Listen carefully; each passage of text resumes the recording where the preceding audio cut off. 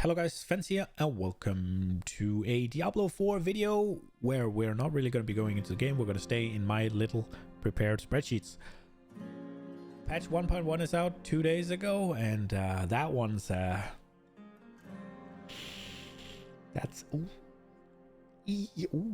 that's a patch, huh? That's not good. The interweb seems to be on fire. I've seen headlines such as the worst patch in video game history. The community seems at large to really hate the patch, and I would agree. The level of meme / bad press on, just to put it into perspective, I was watching a bit of the League of Legends professional stream yesterday, and the casters made a clown meme on Diablo 4. That's how bad it is right now, I think. But I think that was on the level scaling. So they they made a meme regarding the level scaling in D4. That's the level of bad press D4 is getting right now, that they're talking about it on the League of Legends professional stream, right? And in order to address these concerns from the community, and I guess the internet at large, they're going to hold an emergency campfire chat tomorrow, Friday the 21st? I might be wrong, but spoiler alert, they're going to say, wait and see. We know what we're doing. It's for the health of the game. They're going to make an argument like, in order for us to make fun, compelling, interesting seasons in the future, we need to rein it in now so that it doesn't get out of hand, so that they want to free up our design space in order to make impactful seasons. If you do the bingo cards, it is for the health of the game in the long run. Guaranteed check off. If I'm wrong, I'll happily hold the L. If they come out and say, we hear your feedback, we're going to revert XYZ, I'll be thrilled to hold that L. I'll hold it like a badge of honor almost. But it is for the health of the game. Yes, I have no doubts it's for the health of the game. It's for future seasons. The problem with that is the game needs to be good now. I don't care about season 5. I don't care about power creep in season 8. I don't care about your design space limited for season 4. Cross that bridge when you get there. If you're thinking about doing something in season 4 that is going to be problematic because XYZ, then nerf that in season 4. I don't care about season 5. I don't care. I don't even care about season 2 yet. I care about season 1. The game needs to be good now in season 1. I don't care if it's going to be good in season 5 because you did this. Then you can do it in season 5. Let the game be good now. I've seen a lot of like the worst patch in video game history headline, right? There's a lot of people saying there's nothing good in the patch. 0 good things in the patch. I don't want to be hyperbolic. There are good things in the patch. Like bug fixes, right? Bug fixes are always good. Unless you play a barbarian or a sorcerer, then they're not so good. I think they're adding I don't remember reading it. There's a video out of me reading the patch notes. It's 1 hour and 40 minutes. I'll try to make this more bite-sized. But there you can see me reading and get all my live reactions to it. I don't remember reading that they're adding back the reset dungeon button. I do remember reading that it's going to take you 2 seconds longer to teleport out of the dungeon. For some reason. I guess... But they're buffing under your skills, right? That's at least good. That is good. Whether or not it's sufficient is a different matter, but it's good, right? You have skills that you're not using, and they're buffing it. That's positive, right? There are at least some positives in the game. Now, like I said, patch out 2 days ago. I've had a bit of time to think. I've had a bit of time to mull it over. I've had a bit of time to let my initial all doom and gloom settle and come to a more educated, I guess, opinion, the more thought through, at least. It's not just all doom and gloom based, but now I've actually thought about it. And what I really want to go for is, or go through, I guess, is specifically the item affixes. It's the last bit of the patch, but more specifically CDR and crit and vulnerable changes. So for CDR specifically, Blizzard identified, and I think correctly, that CDR is basically mandatory to almost every stat or every build in the game. It is, the argument is that it's an oppressive stat in the sense that you need it on every piece of gear that can have it, and they want to address that and tune it down. Now, I don't. In principle, I agree. If something is just massively the best and oppressive in the sense that you must have it on everything that can have it, it makes sense to tune it down. But something has to be the best, and if that something is CDR, I think you're happy. CDR is a very cool stat. It does stuff for your gameplay. It's not just damage too close. If damage too close was massively overperforming in comparison to everything else, tune it down. It's not going to make any difference. You're not going to feel the difference between doing 500% increased damage to close or 300 increased damage to close in your gameplay. Yeah, the mobs will die slower. You're going to do less damage, but it's not going to impact the way you play your character. CDR does. Attack speed does. I think if CDR is the best stat, you're happy because it makes the game more fun.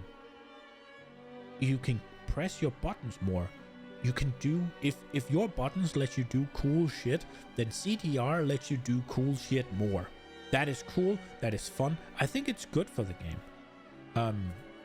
I'm not a buff all Andy I used to be, but with the caveat that you should nerf like extreme outliers, right? There's a difference between buffing everything up to be as good as where the good things are and buffing everything up to be as good as where the broken things are, right? I don't think that just buff all is the way to go. I will admit that I will always err on the side of buffing is better than nerfing, because it feels bad to get nerfed, it feels good to get buffed. If you buff something up, then I'm interested in playing it, rather than if you nerf something down to a level, I'm not. So if you have build A up here, you have build B down here. If you then buff build B up to be where build A is, I might be excited to play build B, because build B, ooh, that got buffed. That seems cool.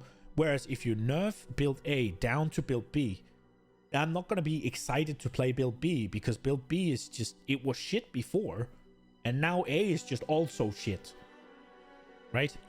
The difference there, I think, it's psychological, I think, but that's why I would prefer buffs to a sense. But let's stick to the CDR for a second. The CDR is a good stat, right? It's fun. It's cool.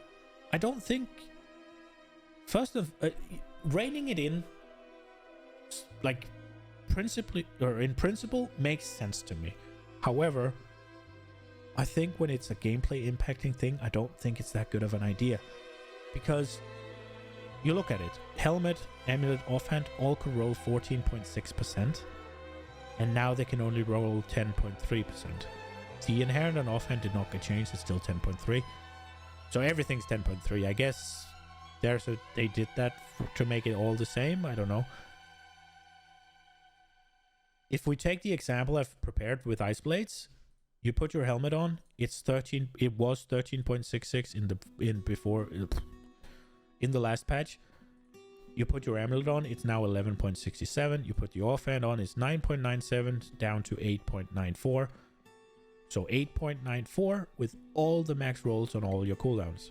Ice blade from 16 seconds down to a just under 9-second cooldown. I can press my ice blades almost twice as often. That's cool. It makes me do shit. After the nerfs, 14.35, 12.87, 11.55 down to 10.36. So almost 1.5 seconds less of taken off. So instead of pressing it every 9 seconds, I now press it every 10.5 almost. Almost a second and a half on a 9-second cooldown. And what does that really do? It just makes me press the button less. It obviously tunes down my damage because now I'm going to get less out. If we look specifically at my sorcerer, this actually, well, apart from all the other things that destroyed it, this completely destroys the gameplay. Like, the other things completely destroyed the numbers. This ruins the gameplay of it. I run a mana ring. Every time I use a cooldown, I get mana back. I have to stay above 50% mana because then my Blizzard has extra... it does extra shit. It lasts longer. So the gameplay was fire off Blizzards, use cooldowns to bring mana up above 50%. Make sure I never cast a Blizzard below 50% because, well, it won't get the benefit. Then I'll pop a cooldown, whoop, up above. Pop a cooldown, up above. Blizzard, Blizzard, Blizzard, pop 2 cooldowns, max mana. Blizzard, Blizzard, Blizzard, right? Very fun, interactive, like feedback intensive gameplay. I get to do more shit and it's really fun and fast paced. After the nerfs, I cannot sustain that gameplay anymore. I have to sit around and wait now. I have to cast a couple Blizzard. Well, it starts out the same, right? I'm going to cast Blizzard, I'm going to fire off my cooldowns. But now I'm sitting there waiting. There's a good second or two in every there's a second or two every 10 seconds where I'm just sat there not being able to do anything, whereas before it was all gas, no brakes. That's not fun. You can argue whether or not I should be able to do it, but I think that's the core of an ARPG. You want the action part of the action RPG, right? You want to play. And now I have to sit and twiddle my thumbs for a couple of seconds in every 10-second rotation. That's not good gameplay. If I'm spending 2 seconds, for every 10 seconds, I'm spending 8 seconds playing the game and 2 seconds AFK, that's worse than for every 10 seconds I'm playing 10 seconds, right? It's completely crushed the way my character plays. And has it really achieved the goal of not making cooldown mandatory on every piece of gear? Ice Blades is a 16-second cooldown. At least if I get all of this cooldown, it's a 10-second cooldown. So I'm still gonna get all the cooldown that I can get. It's the same outcome, I just get less. And it's not like I'm gonna, okay, well, I can't get cooldowns, I guess I'll get more intellect instead. No, I'm still gonna get cooldown. And all the cooldown I can get. There might be some builds where you can no longer reach the breakpoint that you were playing for. And if the build still function after taking such a hit, then you might not go cooldown. I don't think it accomplishes anything. I think it objectively makes the game worse.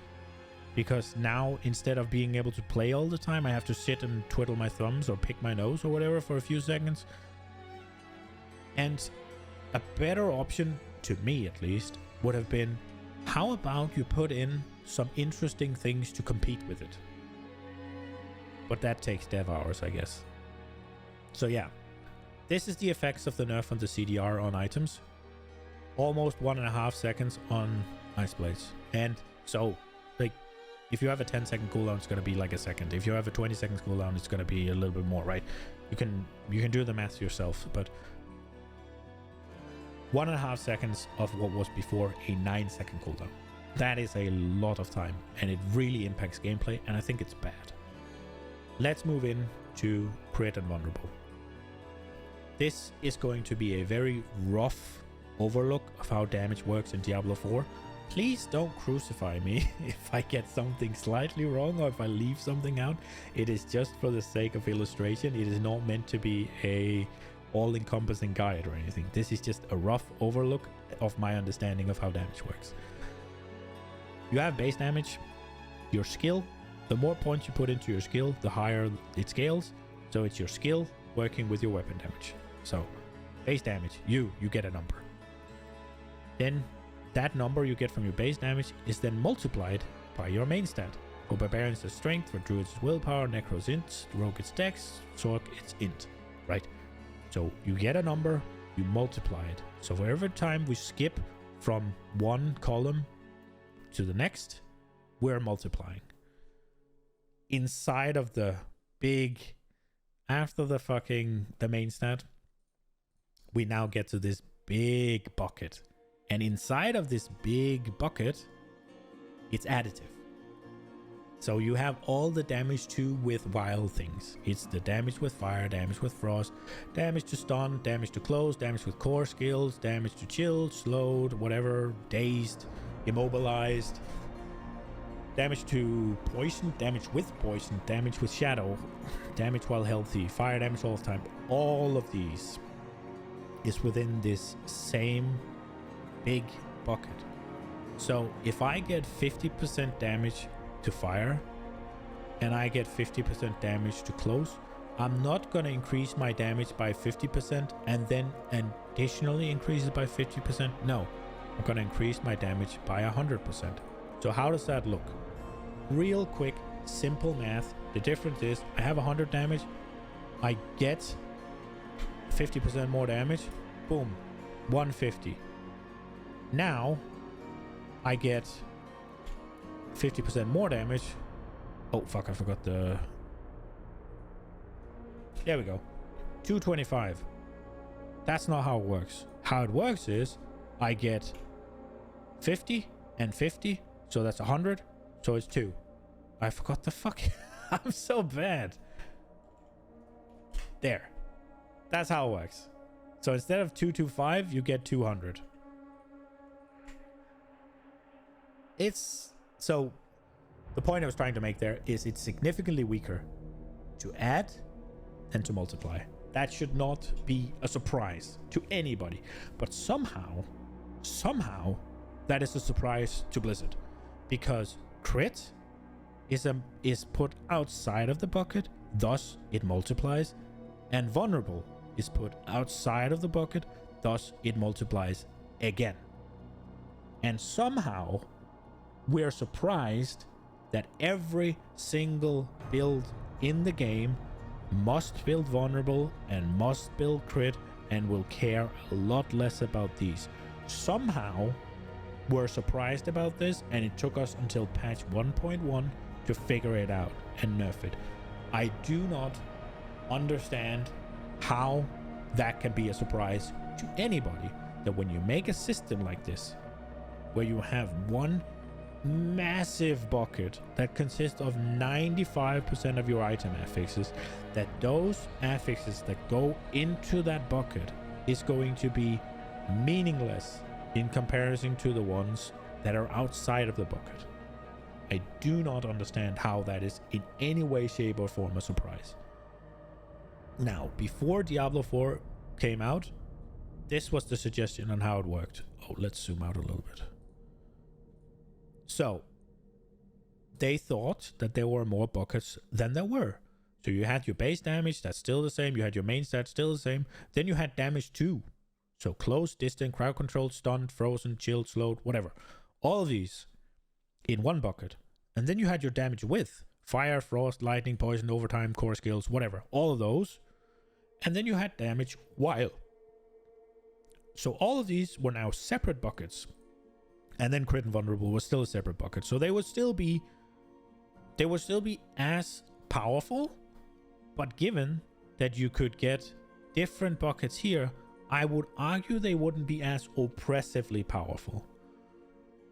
Because if I were going to get 50%, say 50% vulnerable damage, I had 50% here, and I was going to take 50%, let's say I had 100% here, and I was going to swap to stunned, 50% to stunned, away into vulnerable. So I would get 50% here, I get 50% here.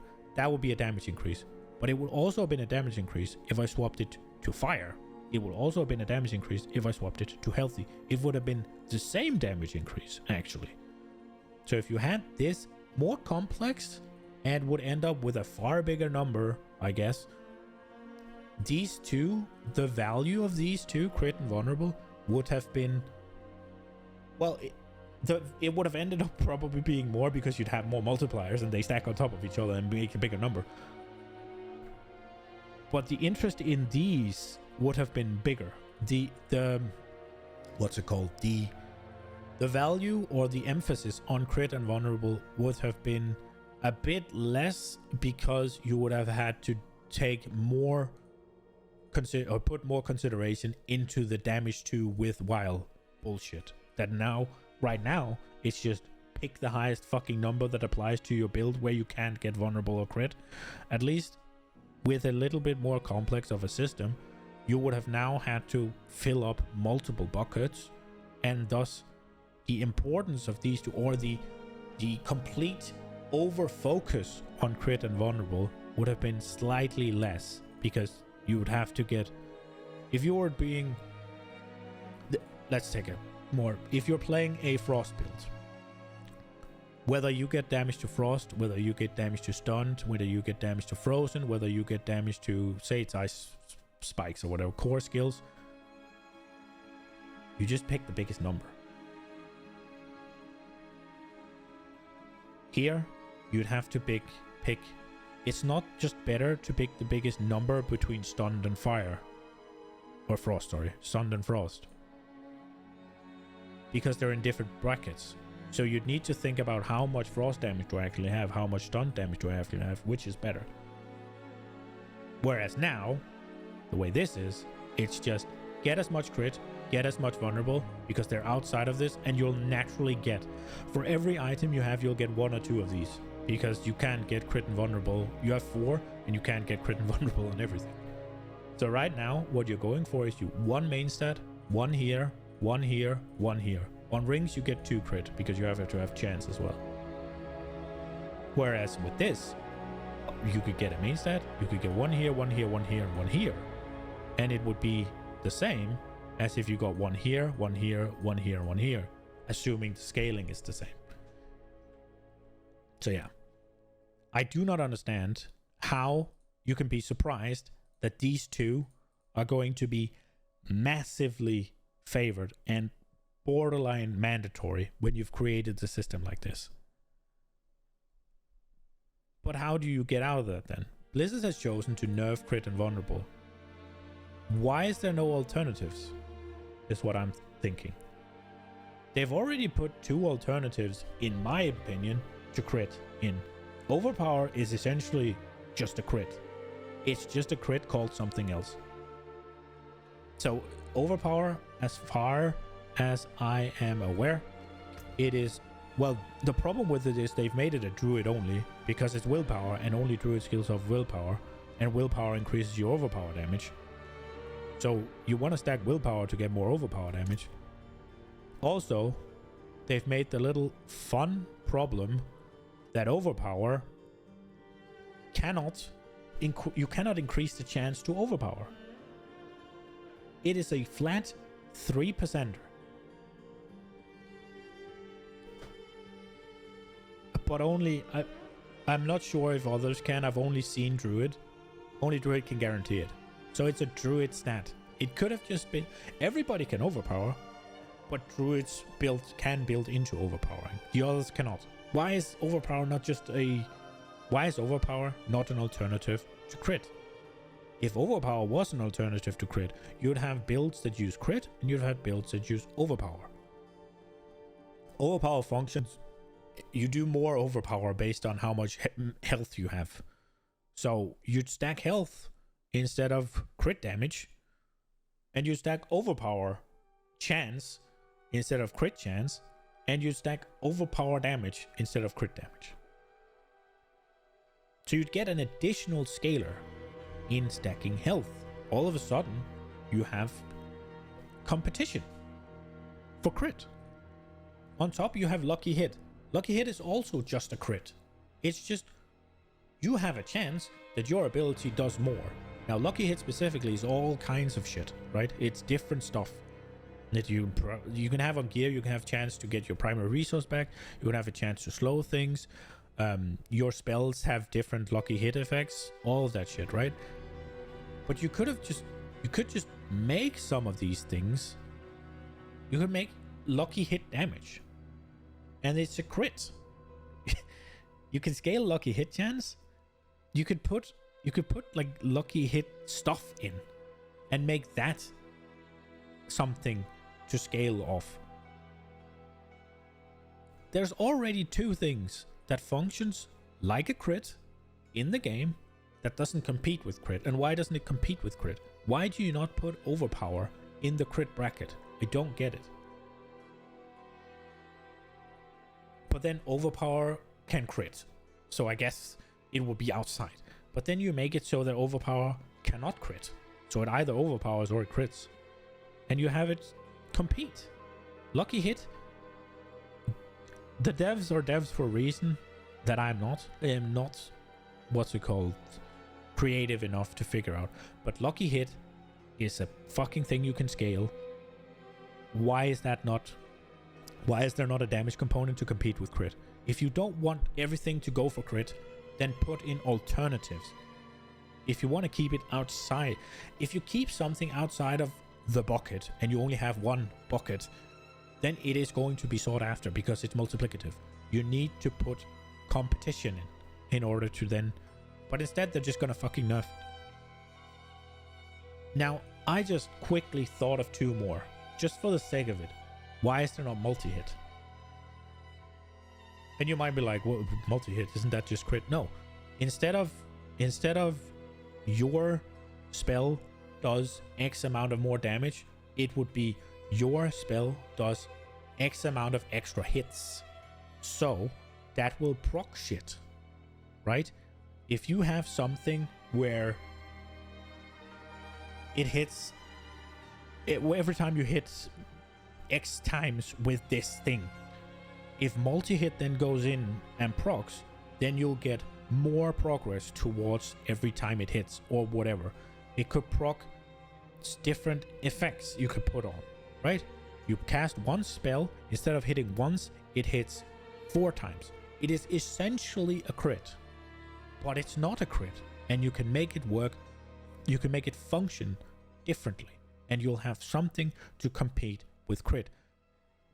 You can have, what is it, fire over dot damage over time, right? I have dot frequency on here as well, so let's just go into it.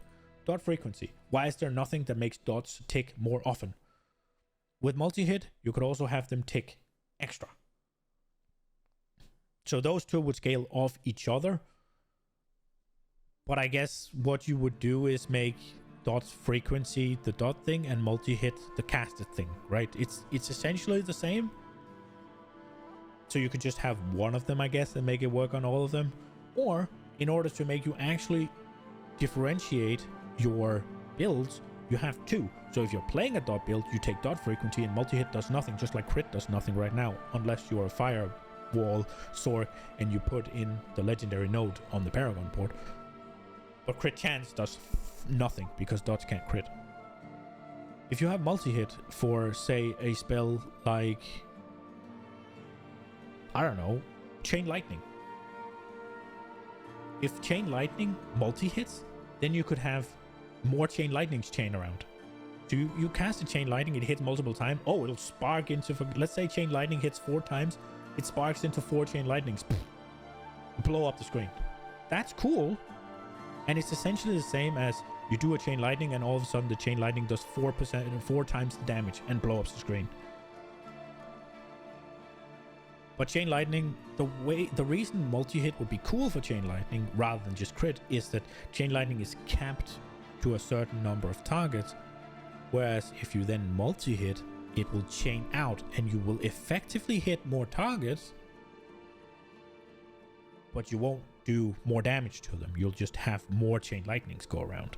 And dot frequency, like I said, why is there nothing to scale dot frequency or dot ticks in anything? They could easily compete with crit. Instead of just nerfing it and making it closer to additive damage, it's still gonna be better.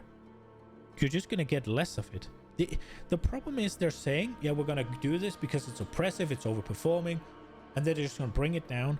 It still changes nothing because you're gonna take it everywhere you can. It's the same shit, just it does less. Put in some alternatives. You already have overpower. I think you can easily make something with lucky hit. You're more creative than I am. Overpower needs a way to scale the chance to overpower, and then you just need to let people scale overpower instead of crit and make them exclusive to each other. Like, if a crit, you can't crit and overpower. It does one or the other, and then you roll one first. I don't care. Roll the one you have the highest chance for first. That way people can build into what they want, right? The guaranteed overpowers, they're fine, right? Like, you can still have that. It's better if you scale overpower, yeah? Lucky hit, put something in. I think multi-hit and dot frequency should be put in. And you can probably come up with something better, but I do not understand why there's no alternatives. Again, I have the same for vulnerable. It's the same exact argument. Vulnerable is oppressive because it is doubly oppressive, because you have to have a skill that guarantees you as large of an uptime on vulnerable as possible. And you also have to scale the damage. So it affects your build and it affects your itemization. Now, again, you put it outside of the buckets, so it's going to be impactful. It's not surprising. You could have made it a gameplay feature instead of just a damage amp. It could have been, if you hit a vulnerable target, your CC lasts longer. It could be, if you hit a vulnerable target, you have an increased crit chance, right? Just to keep it simple. Those two, fairly simple. If there was hit chance in the game, vulnerable would make it so that you couldn't miss, right? You could have made it a gameplay mechanic. There are stuff where it is a gameplay mechanic. Ice Blades, if it hits a vulnerable target, it reduces the cooldown. Stuff like that. That is fine. That is cool. But then keep it a gameplay thing. Don't make it a damage amp. Because if it's a gameplay thing, then you can have builds revolve around it. If it's a damage amp, then everybody have to revolve around it. Especially when it's one of the few that are outside of the fucking bucket you've made. Now, if you want to keep it a damage amp, that's fine. But just like with crit, add some alternatives then if you want to tone it down. Armor pen. Vulnerable, armor pen, right? Vulnerable is the burst window, armor pen is constant. I would be in favor of making it a gameplay mechanic where you get increased crit chance, you get increased overpower chance, you get increased... It makes sense, right? If something is vulnerable, you're more likely to overpower it. If something is vulnerable, you're more likely to crit it. If something is vulnerable, when you hit it, it's gonna get, or when you stun it, it's gonna get CC'd more. It also makes a lot of sense that when it's vulnerable, it takes more damage. Don't get me wrong. However, if you go down that route, then it's gonna be oppressive in every build, because you have to have it, because it's a damage amp, and there's no damage amps to compete with it. There's nothing to compete with crit. There's nothing to compete with vulnerable. Thus, you must have it. Otherwise, you're lacking multiplicative effects. And if you go for additive, you're going to get less value for your buck. That's just... It's simple math. Yeah, 2 plus 2 is 4, and 2 times 2 is also 4. But 3 plus 3 is 6. And 3 times 3 is 9. And it's only getting worse from here. So either make it a gameplay feature, I'd say, or gameplay feature, gameplay, what's the word? Gameplay thing, gameplay. Make it just interact with your spells rather than do more damn. Just flat do more damn. I mean, it can make you do more damn, but it make it do more damn by interacting with your skills in certain ways. Don't let it just you do more damn. Or if you want to have it you do more damn, then add alternatives. An alternative could be armor pen. You have vulnerable be like they go to 0 armor. That's the vulnerable, make them go to 0 armor for a period. Then you need to, if you want this specific one I'm about to suggest, you need to tune down how much time it can be vulnerable, because otherwise vulnerable is always going to be better. But vulnerable, they go to 0 armor. I don't know if they have armor. It's just to make it fucking. It's just for the example. Okay, follow along. Vulnerable is a burst window. They go to 0 armor for X seconds, and you clam in as much damage as you can, and then they're not vulnerable for a while. Armor pen is just constantly you pen through X% of armor. Maybe you can even go into negative or whatever. Either or.